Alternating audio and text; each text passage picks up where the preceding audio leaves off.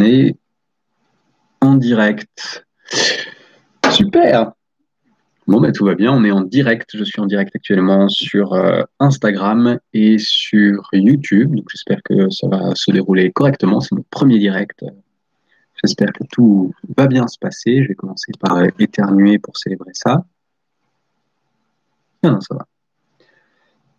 Bienvenue Étienne, salut Cyril. Bienvenue dans ce direct. On va directement commencer avec tout le monde. L'idée, c'est de proposer un live, un direct sur la préparation mentale, parler, simplement répondre aux différentes questions qu'on peut avoir, que vous pouvez vous poser aussi sur la préparation mentale. En quoi est-ce que ça peut impacter votre performance, et puis des questions aussi très pratiques pour savoir, comment améliorer votre potentiel mental, etc. Alors, j'ai eu quelques questions qui me sont arrivées dans les précédents jours. Salut Jero, bienvenue à toi sur YouTube. J'ai eu quelques questions qui me sont arrivées dans les précédents jours, donc que j'ai reprises ici et que je vais vous présenter un petit peu en introduction. Et puis, si vous avez des questions au fil de ce live, évidemment, n'hésitez pas. Si vous avez des questions aussi, s'il y a des choses qui vous font réagir, n'hésitez pas à commenter, pardon. Et on aura l'occasion donc de débattre de tout ça. Simplement pour donner un petit programme au niveau des questions que j'ai sélectionnées pour aujourd'hui, je suis parti sur 3 questions. La première, c'est une question autour de comment appréhender sereinement la compétition quand on est favori. La deuxième question, c'est une question jeu vidéo sur Fortnite. Comment est-ce qu'on fait pour progresser dans Fortnite et surtout, alors je vois que j'ai mon bonsaï qui vient un petit peu dans mon écran sur YouTube, mais c'est bon, c'est modifié. Comment est-ce qu'on fait pour progresser dans Fortnite et pour faire en sorte de réussir à appliquer les techniques de build qu'on a appris en dehors? Et puis, Jero, peut-être que ça répondra à des questions que tu te poses. La troisième question, c'est quel livre conseillerais-tu pour développer ses connaissances sur le mental? Voilà, c'est vraiment bonjour à Body Fighting Club. Bonjour Aurélie, ravi de t'avoir avec nous du coup sur Instagram. En avant donc pour la première question de ce premier live mental. Première question donc sur comment appréhender sereinement la compétition quand on est favori. Comment est-ce qu'on fait quand on se retrouve dans une position où on est la personne qui est la plus attendue et où quelque part, et c'est en ça que c'est un problème, on a une certaine pression liée à la réussite. Autrement dit, tout le monde attend qu'on réussisse. Peut-être que c'est une pression qu'on se met soi-même, peut-être que c'est une pression qu'on a de l'entourage. En tout cas, on est dans une situation où tout le monde attend de nous qu'on soit performante ou qu'on soit performant. Le problème en réalité, c'est que ce besoin-là, c'est que cette pression d'être favori, de se dire « Ah mince, il faut absolument que je réussisse à performer », il nous met dans un objectif qui est déconnecté du processus de la compétition, qui est déconnecté du processus de l'effort qu'on a à réaliser. Or, souvent, la clé, elle est là. Elle est dans le processus et dans le fait de réussir à se concentrer sur ce qui permet de faire la différence dans le moment présent et pas forcément sur ce qui permet de faire sur le résultat en soi. Donc, je pense qu'il y a 3 étapes qui sont intéressantes et importantes pour tous les sportifs qui se retrouvent dans une situation où ils sont favoris ou elles sont favoris. La première étape, c'est de retrouver un bon objectif, de sortir de cette question de se dire il y a un résultat qui est attendu, je dois être premier, je dois être, etc. Je suis favori, il faut absolument que je gagne. Non. Si vous êtes favori dans une compétition, pour sortir de cette pression du rôle de favori, la première chose, c'est de retrouver un objectif qui ne dépende que de vous, un objectif de processus, c'est-à-dire, mon objectif aujourd'hui, c'est pas le résultat, ça va être de réussir à trouver toute ma fluidité. Ça va être de mettre toute mon énergie à courir en tant de temps ce parcours, mettre toute mon énergie et toute ma concentration sur mon geste technique, sur ma rapidité, sur ma précision, etc., quel que soit le déterminant pour vous. Mais c'est vraiment ça, c'est vraiment de trouver ce qui est déterminant pour vous dans la compétition, de prendre ce qui est déterminant pour vous dans la compétition et d'en faire un véritable objectif, de réussir à retrouver un objectif qui ne soit pas un objectif de victoire finale, mais bien l'objectif sur lequel vous allez pouvoir vous concentrer pour la compétition. Ça, c'est vraiment la première étape, retrouver un objectif qui ne dépende que de vous et qui soit déconnecté de cette pression extérieure. La deuxième étape, c'est s'entraîner à s'isoler, s'entraîner à se couper du reste du monde. Alors ça peut être quelque chose à faire juste avant que la compétition démarre, selon votre sport, selon votre discipline, ça peut être aussi quelque chose à conserver pendant tout le reste de votre performance. Je pense notamment aux performances de type patinage artistique, de type représentation. Ça peut être intéressant de couper dans des moments de grande concentration. Je pense au tir, par exemple. Voilà, il peut y avoir des disciplines dans lesquelles c'est intéressant d'apprendre à se couper complètement de son environnement. Et ça, c'est vraiment quelque chose qui s'apprend en préparation mentale. Un des exercices qu'on utilise beaucoup pour ça, je ne détaillerai pas forcément, mais c'est celui d'imaginer une bulle comme si on était entouré, comme si vous étiez entouré d'une bulle et que cette bulle, finalement, vous permettait de vous isoler des sons extérieurs, de même quasiment presque de couper l'image, de ne plus penser aux personnes qui se trouvent à l'extérieur. Donc c'est vraiment vous isoler, faire en sorte que vous puissiez créer un univers dans lequel il n'y a que vous, il n'y a que ce que vous avez à faire aujourd'hui. Donc ça, c'était la deuxième étape. Et puis la troisième, c'est retrouver les sensations. À l'intérieur de cette bulle, retrouvez votre état idéal. Dans quel état vous êtes quand vous performez au sommet de vos capacités? Eh bien, une fois que vous avez créé cette bulle, l'idée de cette bulle, c'est de la conserver et surtout de s'y ancrer pour retrouver l'état dans lequel vous êtes le plus performant, la plus performante. Voilà, donc une réponse en 3 étapes. Comment appréhender sereinement la compétition quand on est favori? La première chose, c'est de retrouver un bon objectif, de lâcher la pression de l'objectif de victoire, même si la victoire reste un objectif, mais sur le moment, l'objectif, c'est vraiment un objectif qui ne dépend que de vous et qui est de pousser votre travail à son maximum. Et en deuxième étape, s'entraîner à s'isoler, à couper les sollicitations du monde extérieur et dans cette bulle de confort, dans cet isolement que vous aurez fait, à l'intérieur, retrouver vos sensations, retrouver votre état de performance idéal. Voilà pour cette première question sur comment aborder la compétition quand on est favori.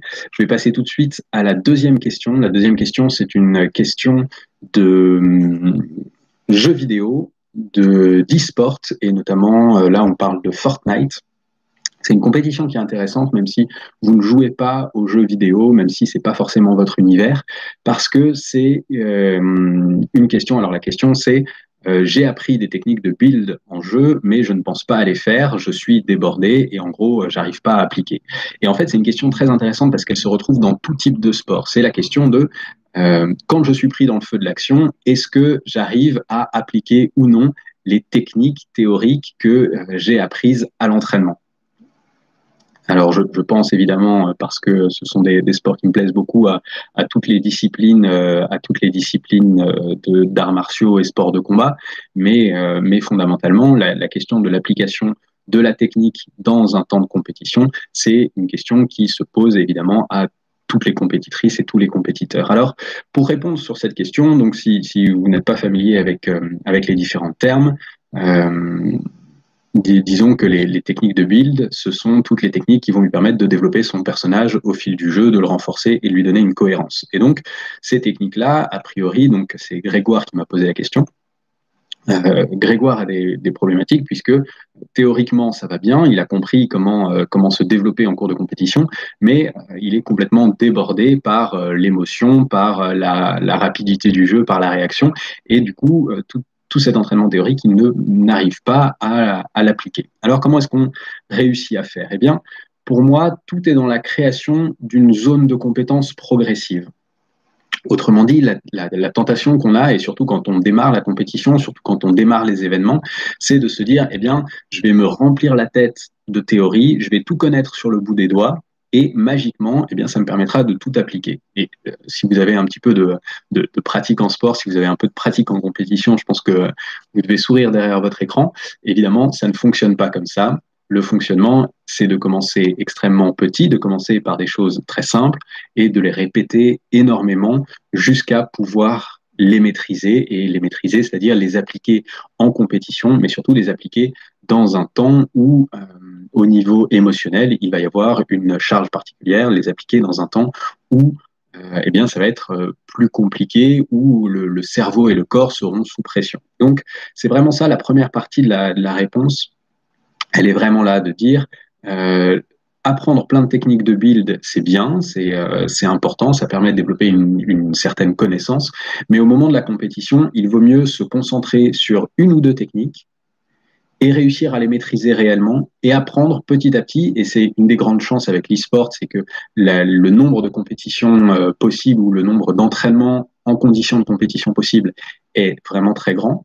Donc, vraiment technique et d'apprendre à les placer en conditions réelles, d'apprendre à les utiliser en conditions réelles. Et en fait, c'est seulement avec cette démarche-là, c'est seulement grâce à ça que tu vas pouvoir continuer à créer de nouvelles techniques, à utiliser de nouvelles techniques, en fait, à construire sur tes connaissances. Et c'est surtout uniquement grâce à ça que tu seras parfaitement efficace. Il y avait une deuxième partie de la question qui était intéressante aussi, où Grégoire précisait qu'il avait tendance à faire des débuts de partie qui étaient extrêmement agressifs et que ça ne lui réussissait pas. Là aussi, c'est une question qui est intéressante parce que elle questionne le style de jeu.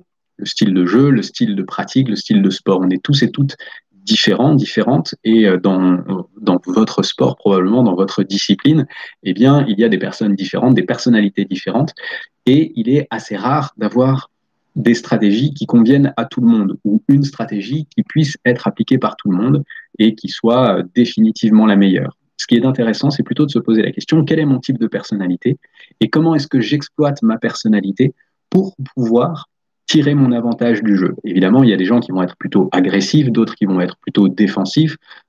Je pense évidemment à des jeux comme le poker, mais on va avoir des gens qui vont être plutôt branchés dans l'action, d'autres qui vont être plutôt branchés dans la réflexion. Et en fait, ces différents types de personnalités vont toutes pouvoir s'exprimer. L'idée, c'est simplement d'avoir un recul sur soi-même suffisant pour se dire, OK, voilà, tel est mon type de personnalité. Et ce type de personnalité-là, eh bien, je vais l'exploiter à fond. Alors, si possible, je vais le faire évoluer aussi. Si j'ai besoin de faire évoluer ma personnalité, je peux aussi la faire évoluer, mais tout en restant moi-même. Et je vais surtout m'en servir pour pouvoir m'adapter à cela, en faire une partie de ma stratégie et pas forcément aller chercher la personnalité du voisin ou une personnalité lambda parce que j'imagine que c'est la plus efficace. Voilà pour cette deuxième question sur la création finalement d'une zone de compétence. On reste vraiment dans cette thématique-là, c'est-à-dire que ce soit au niveau des techniques que vous ayez apprises ou au niveau des personnalités. Et en fait, tout est vraiment dans la capacité à créer une zone dans laquelle vous vous sentez compétente, compétent, en sécurité, et puis surfer là-dessus pour réussir à arriver derrière à la performance. La troisième question était une question d'Arthur qui me demandait quel livre conseillerais-tu pour apprendre sur le mental.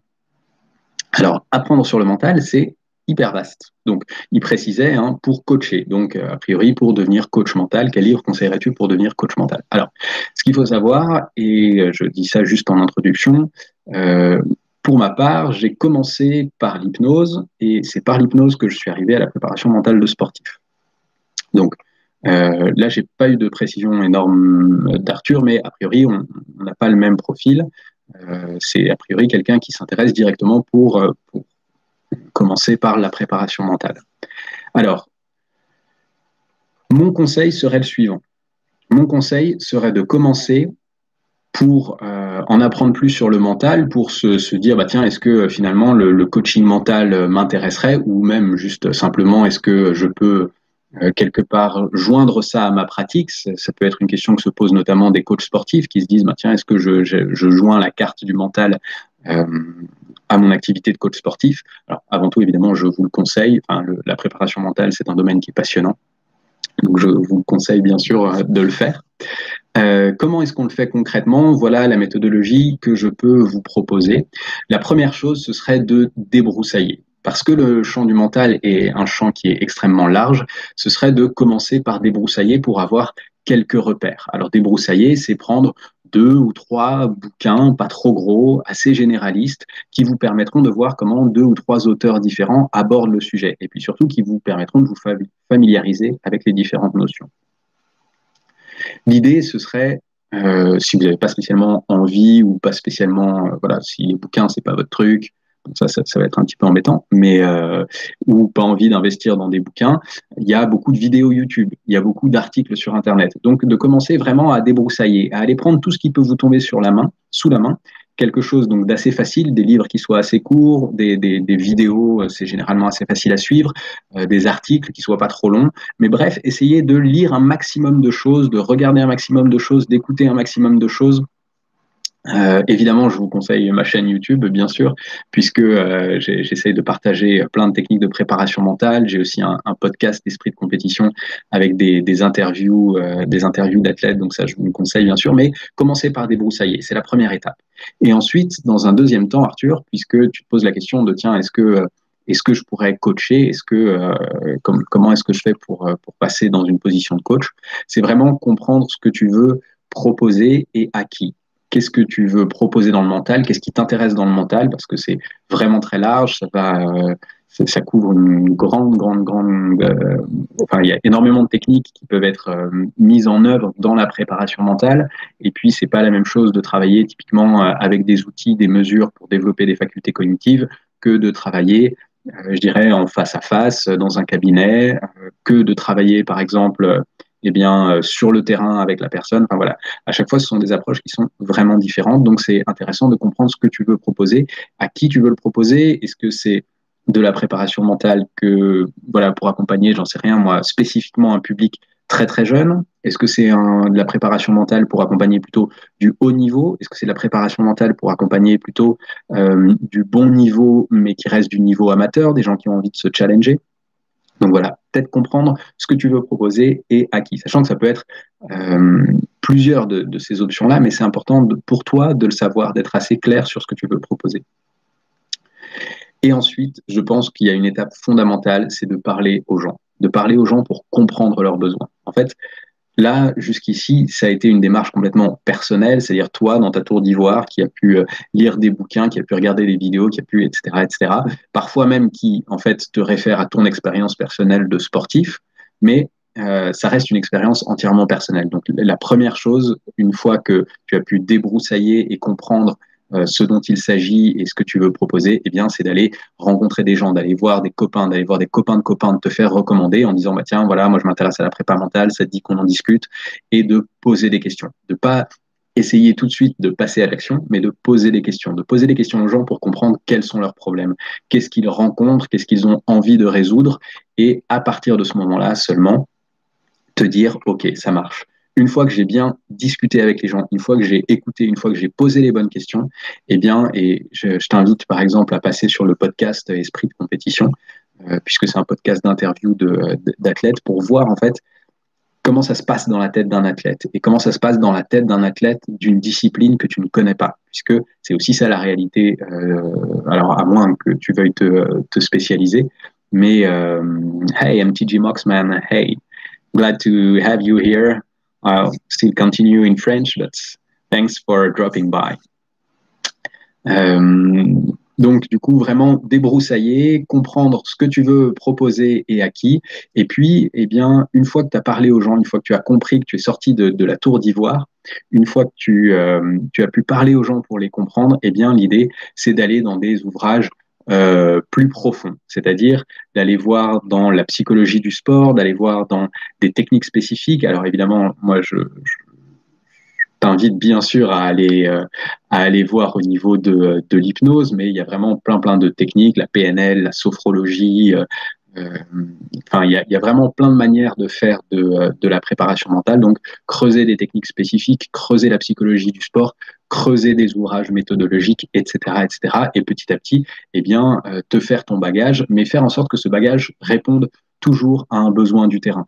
Je pense que l'erreur, c'est de commencer par des ouvrages très profonds de psychologie du sport, des ouvrages méthodologiques, etc., et de ne pas chercher tout de suite ce contact avec le terrain.